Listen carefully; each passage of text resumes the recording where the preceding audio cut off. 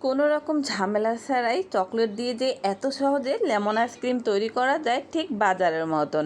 সামান্য কিছু উপকরণ দিয়ে স্মুথি এই আইসক্রিমটা তৈরি করে নিব। তো তৈরি করতে আমার লাগছে প্রথমে এখানে ম্যাঙ্গো স্পাইসি চকলেট, তবে পালস চকলেট দিয়েও আপনারা তৈরি করতে পারবেন যে কোনো ফ্লেভারের।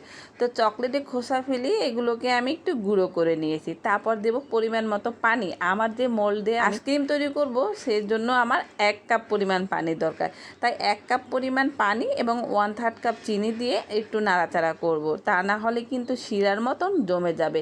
কিছুক্ষণ পর সেই গুঁড়ো করা চকলেটগুলোকে এর ভিতর দিয়ে একটু নাড়াচাড়া করব কালারের জন্য। কালার একটু হালকা আসছে সেই জন্য একটু ফুড কালার দেব, কালারফুল না হলে একদমই ভালো লাগে না। তো এগুলোকে দিয়ে আবারও একটু নাড়াচাড়া করে খুবই ইম্পর্টেন্ট এই লেবুর স্কিনটা। তবে আশা করি এই আইসক্রিম তৈরি করতে গেলে লেবুর স্কিনটাকে অবশ্যই দিবেন। এত সুন্দর একটা ফ্লেভার এবং খেতে কিন্তু খুব অসাধারণ লাগে। তবে খেয়াল করবেন লেবুর যে সাদা অংশ একটুকু যেন এর ভিতরে না যায়, তাহলে কিন্তু তিতো হয়ে যাবে। আমি কিন্তু গ্রেট করতেছি আর বারবার দেখে নিচ্ছি যে সাদা অংশটা এই পানির ভিতরে যাচ্ছে কিনা। তো এক পর্যায়ে আমি স্কিনগুলোকে গ্রেটার দিয়ে মিক্সড করে নিলাম। নাড়াচাড়া করার পর সামান্য হাফ চামচের মতন কর্নফ্লাওয়ার একটু ঠান্ডা পানিতে গুলিয়ে এই মিশ্রণের সাথে মিক্সড করে দেব।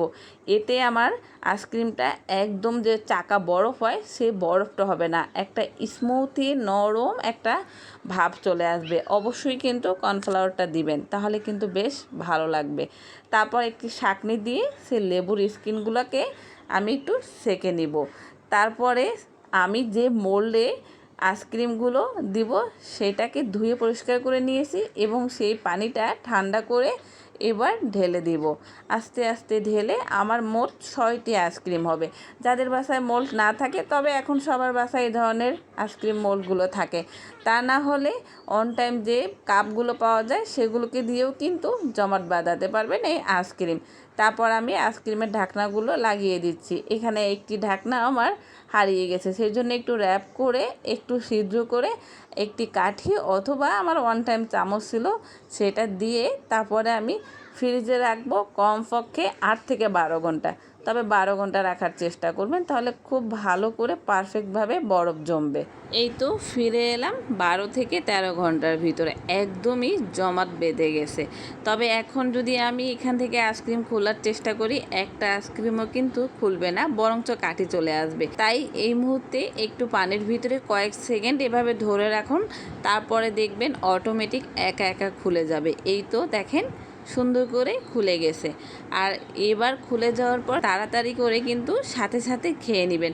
আমি যেহেতু ভিডিও করছি তাই একটু বরফের উপরে সাজিয়ে নিচ্ছি। কি যে মজা হয়েছে এই আইসক্রিমটা, এই লেবুর স্কিনটা দেওয়ার ফলে আইসক্রিমটা যে কী স্বাদ হয়েছে, যদি বানিয়ে খান তাহলে কিন্তু বুঝতে পারবেন যে এর স্বাদটা কীরকম হয়েছে।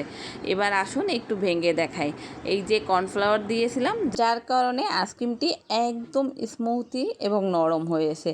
বাজারে যেরকম কম দামি আইসক্রিমগুলো থাকে না, একদম চাকা হয়ে থাকে, আমার এই আইসক্রিমটা কিন্তু সেরকম বরফের চাকা না, স্মুথি এবং খুবই সফট। দেখছেন ভিডিওতে কিন্তু ধরার সাথে সাথে ভেঙে যাচ্ছে।